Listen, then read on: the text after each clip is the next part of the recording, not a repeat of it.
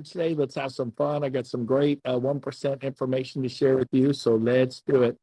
I heard that it's been said that, sometimes a man dies at 25 or a woman, but they're not buried till 75.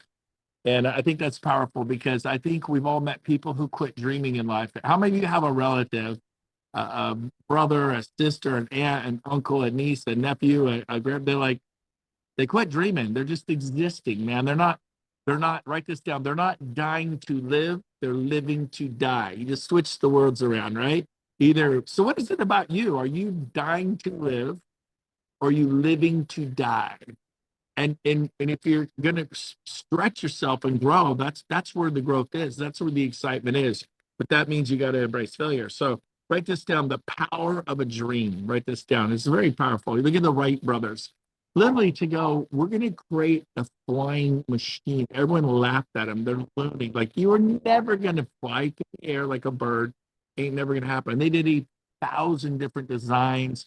They crashed a million times. But in the end, who had the last laugh? The most famous guys in the world, Orville and Wilbur Wright, the Wright brothers, who did fly, and they dared to dream. So, how about you? How about Thomas Edison? He had 1,000 failures, 1,000, not 100, not 500, over 1,000 failures to create the filament for the light bulb. And I think it was like 1,187. It popped on, and the man invented the light bulb. He had a dream. He had a vision. How about Sir Edmund Hillary? No one had ever climbed Mount Everest, and he did it, man. He climbed Everest, and now everybody's doing it. Michael Jordan, man, when you're cut from your high school basketball team, that's not a guy who thinks, oh, he'll play in college and he'll be one of the greatest basketball stars of all time.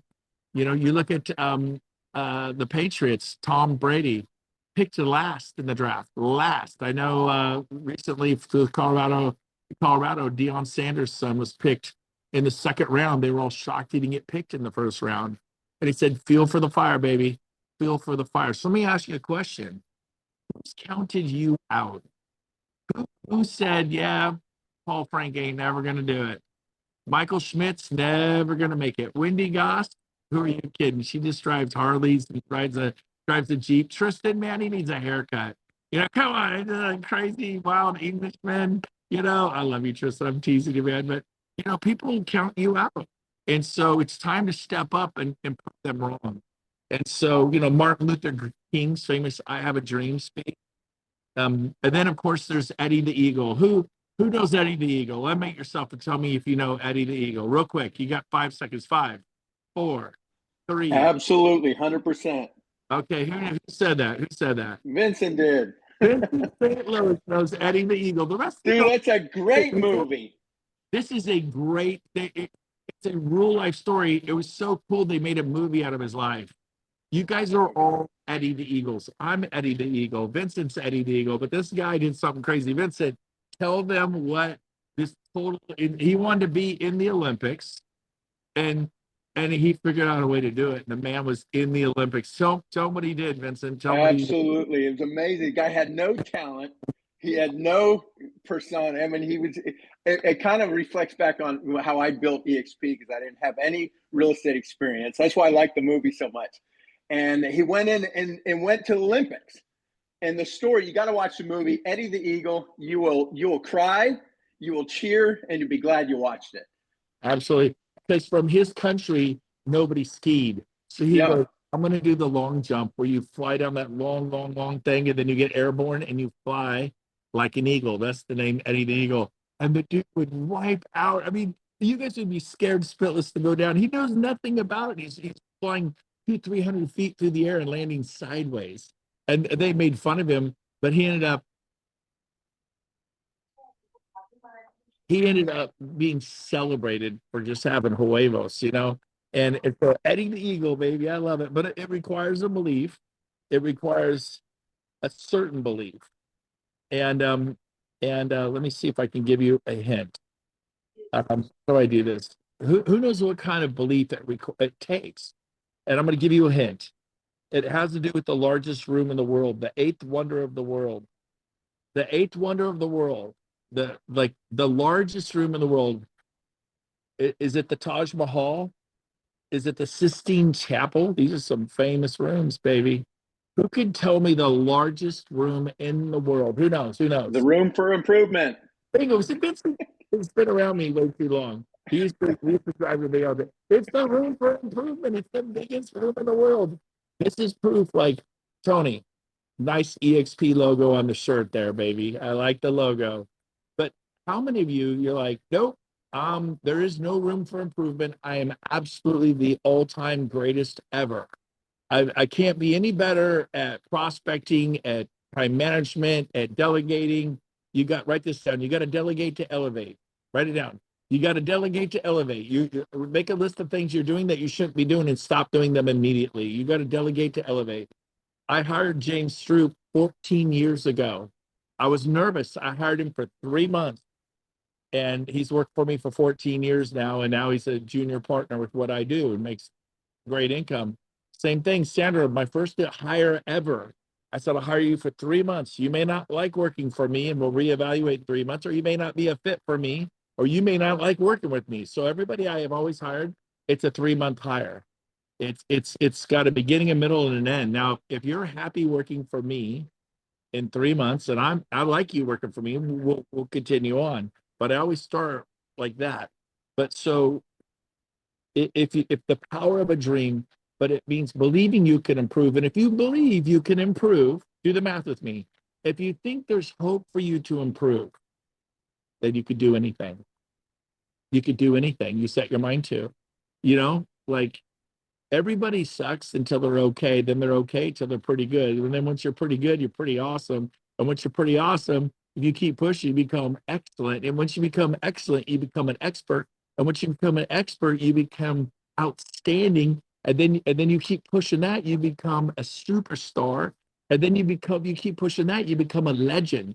And so there's all these different rooms. There's all these different ways to elevate your game. And so I'm a firm believer in the biggest room for in the world is the room for improvement. None of you have arrived at being the best husband, the best wife, the best father, the best dad, the best brother. How could you be better to your sisters and your brothers?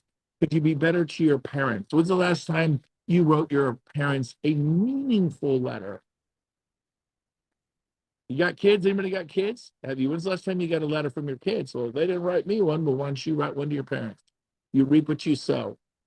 Once you write the most meaningful, it will rock your parents to the core. Okay. Tell them how much you love them, how much sacrifice you saw that they made, how grateful you are that they're there, that you're there, that she's your mom or he's your dad. Or maybe you have kind of a second mom or a second dad, like I am to Alyssa, Nolan, and Isaac, Write them a letter, let them know it's a beautiful thing, right? And so I'm starting a new group. It's free, there's no cost, and it's called the Genius Zone. Who wants to know what the Genius Zone is? You're going to hear more about this, but it's the Genius Zone. So this is a little different. The 1% Club, I just share, try to be inspirational, transformative, mindset tips on following up and prospecting and building revenue share. But the Genius Zone is for people who seriously want to go next level with agent attraction. But before I explain more, A, it's free, but B, write this down. There will be tasks to complete. There will be accountability. And 3 strikes, you're out. You don't meet it, you're out of the group. I know Robin Fox is like, man, I love the sound of this.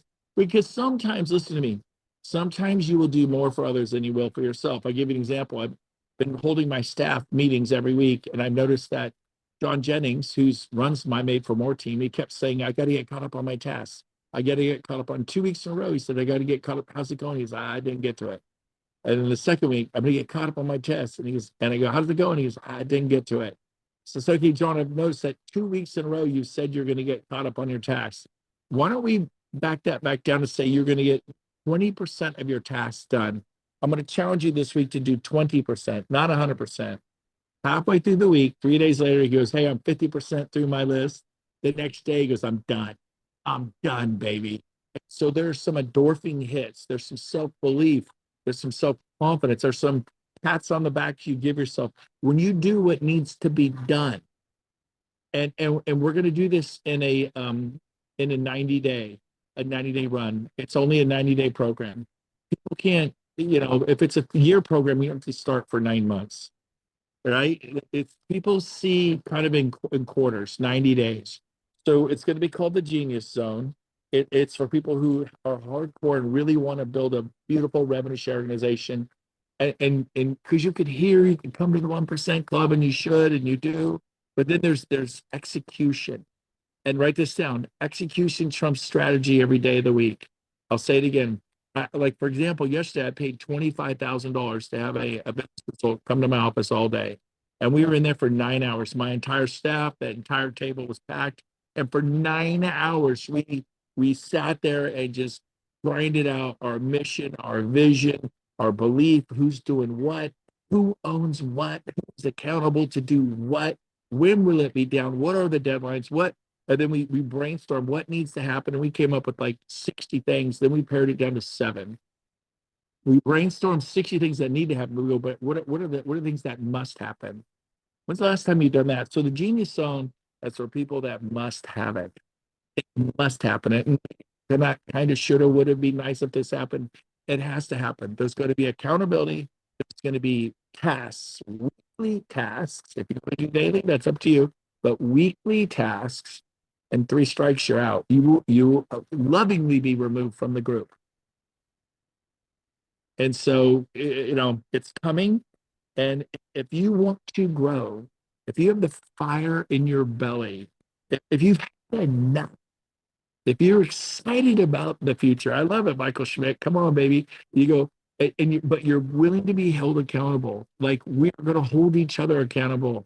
We're going to hold each other accountable, because sometimes you won't do it for you, but you'll do it for Tristan. You'll do it for Clark. You'll do it for Jim Fury. You'll do it for Ashley. You'll do it for LJ. You'll do it for Vincent. Like, I want Vincent St. Louis to know who I am. He's got 1,100 people in this group. Wow. You'll do it for Kevin Mall. You'll do it for Coach Frank. You do it for Matthew Stewart.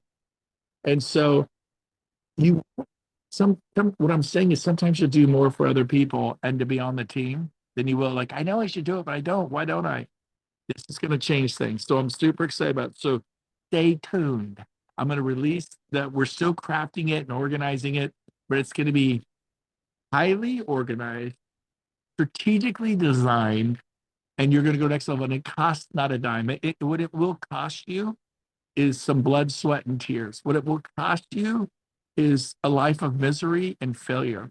What it will cost you is living a life of quiet desperation, because you will no longer live a life of quiet desperation. Because when you're doing, there's a self-respect that comes up inside you. There's some self-confidence. Not it's all self, but listen to me. If you hate yourself, you're not going to love the world. Self-loathing, write this down. Self-loathing never served the world. There's nobody who hates themselves that is amazing to the world. People who hate themselves, they become serial murderers, or they live this, they bite you. It's like a dog, that's the sweetest dog. And bit you. Why? Well, its paws hurt. And you touch it, they'll nip at you.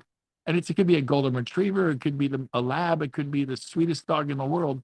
But the sweetest dog, if they're hurt, will bite you when you touch them in the wrong spot where they're wounded. And so it's going to be freaking amazing. And we're going to hold each other accountable. I can't wait to say my stuff. I want to be held accountable. I want to go to the next level. So if this is for you, it's going to be rolling out in the next 2 weeks, but it's going to be highly designed, and it's going to be called the Genius Zone. So I'm very excited about this. And so here's some of the hints of what it's going to be. Write this down. Complexity is the enemy of execution. So in your business, like Coach Paul there runs a commercial business. And sometimes it's very complex, but for the sales side of it, when you're lead prospecting for leads, keep it simple, build it big. Clark Broom taught me that a long time ago.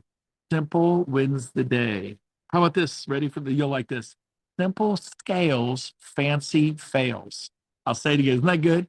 Simple scales, fancy fails. What are the 3 steps? What are the 5 steps? What are the 7 steps? Not what are the 77 steps, right? What are the 119 steps? What are these 3 things that I need to do today? What there are the 5 things that need to happen this week? Things you can wrap your brain around. And then, like, Michael Schmitzler says, we'll do this and it will be done by this Saturday. And if you haven't gotten anything done, guess what? Whatever you had going Saturday, the beach, the lake, the golf trip, and I love golf. If you're a man of your word, Wendy Goss, if you're a woman of your word, Carolyn, Jennifer Meek, if you're a woman of your word, and I know you ladies are, you're going to cancel what you had, what fun thing you had going, and you're going to go pay the price. But guess how you're going to feel when you're done? You're going to go, yeah, man, I denied myself. I denied myself. I picked up my cross. I do hard things, and then things become easy as you do hard things. So you're going to have right this second, you're going to have clear KPIs, key performance indicators. You're going to have a lot of clarity, and you're going to need to take action, and of course Tony says massive action creates results. But one of my favorite as we wrap up today, I'm going to say this. One of my favorite analogies is the story of archerist Howard Hill.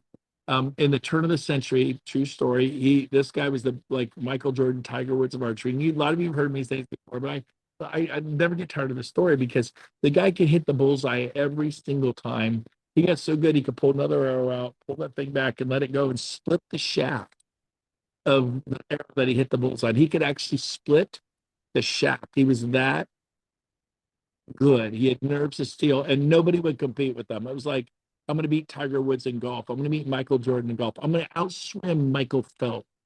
That young lady from the Olympics who twists and turns, whatever her name was. I'm blanking out her name. I'm going to out gymnastic her. Oh, you know who I'm thinking of. I'm just oh shoot, who knows her name? I'm blanking out on her name. She won gold medals. She was amazing. Simone Biles. Yes, Simone. I'm gonna beat. No, you're not, right? And so, you, Howard Hughes, what he did was he was that good. And Zig Ziglar tells the story. You could all beat him in like 2 minutes of training. You're like, what? That's impossible. This guy was nerves of steel, not 20/20 vision. His vision was everything: mind, body, soul, strength. He became one with that bow and arrow, and he could just. I mean, it was. There's no one had ever seen like it before or since. And of course Zig says you could all beat him. I'd train you for 2 minutes, you'd all beat him. Like, well, Zig, that's ridiculous. And the guy was like, I'd use provided we blindfold Howard Hughes, spin him around and around, and then and then stop him in no particular direction, then say, let the games begin. And like, well, I mean, that's ridiculous. The man can't even see the bullseye. He can't even see the target. And Zig Ziglar would say, it's not fair. And he said, precisely. How can you hit a goal you don't have? How can you hit a target you don't have? How can you expect things to change in your life, in your marriage, in your health, in your business, in your bottom line, if you don't have a target? In other words, you're a wandering generality. You're not a meaningful specific. So the genius zone, I almost called it the generous zone. I kind of like that too. The generous genius zone is about getting real clear on what you want to do, not what I want you to do, but on what you want to do.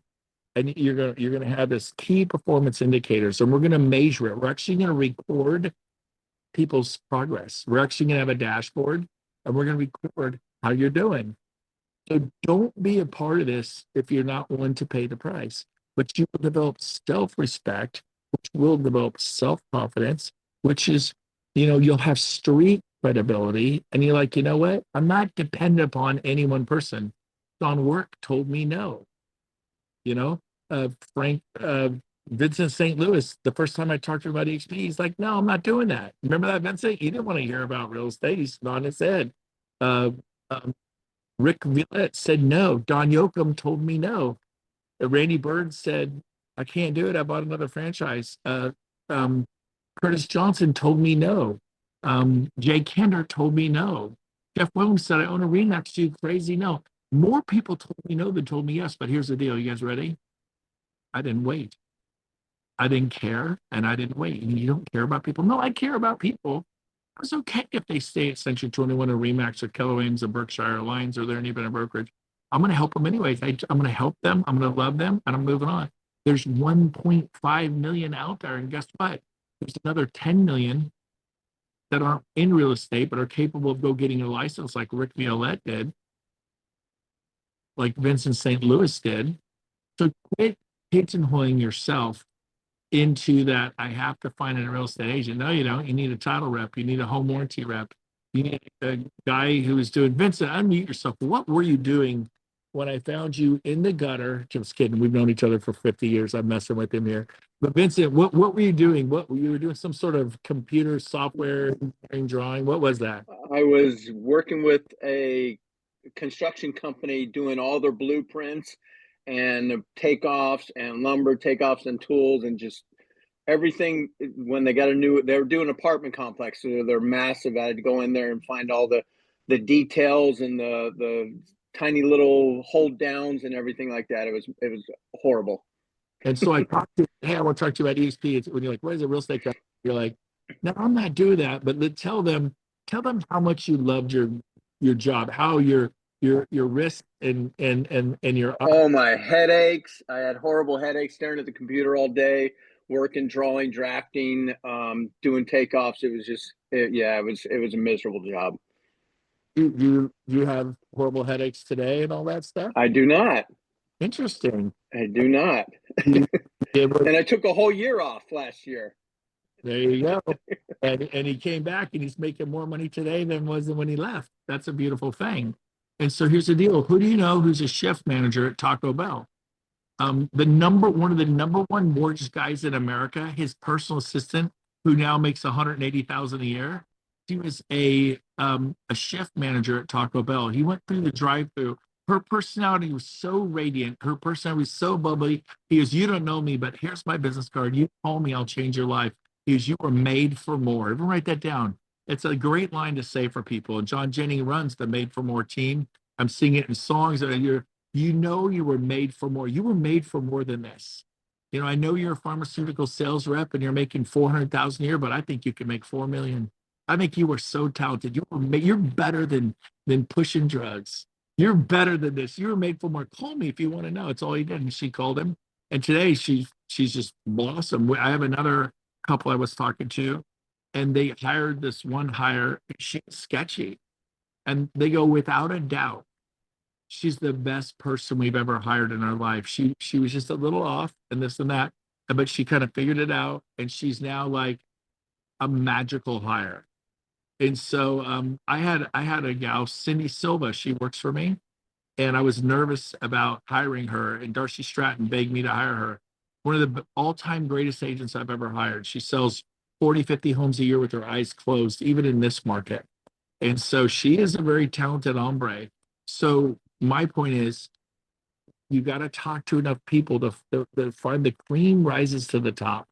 And so just like Howard Hill needed a target to focus on, I believe that a lot of us are wandering generalities, and you start going through the motions. And when you show, what happens when you show up to an open house and you're going through the motions? You do okay. What happens when you show property and just going through the motion, but you don't got that edge, you don't got that fire? You write some offers, you do this. But when you got that passion, write this down. You've heard me say before, high energy equals high performance. When you put the energy into that listing, but you don't just show up and do the listing presentation.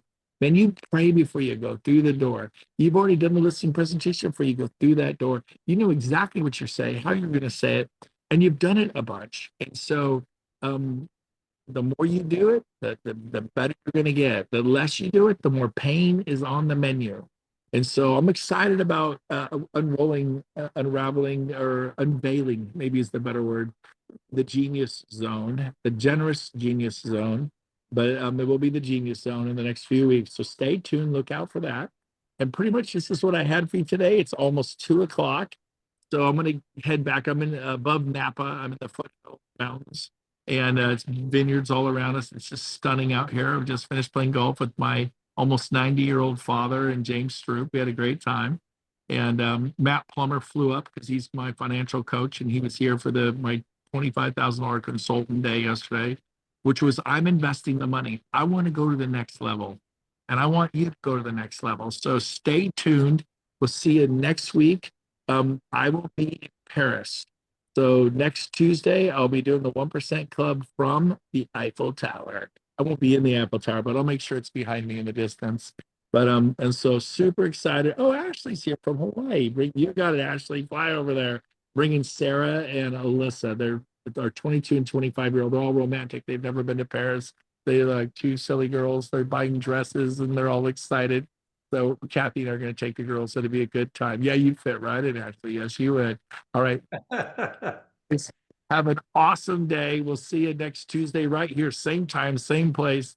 Don't miss it. And by the way, if you're in Sacramento, I'm running the team meeting this Thursday. Would love to see you up in Roseville, 10 to 11. I'm going to run the whole thing. I used to run them all the time, and John took over for me because I do travel a lot, but I'm in town this week. I was here for a celebration of life, and I'll be here all week till Friday morning. Then I'm out. But if you're in Northern California, please come to the team meeting from 10 to 11 Thursday morning if you can. I'd love to see you. Maybe we can grab lunch afterwards or coffee before. Peace out. We'll see you guys. Love you. Bye-bye. Be good. Thank you, Brian.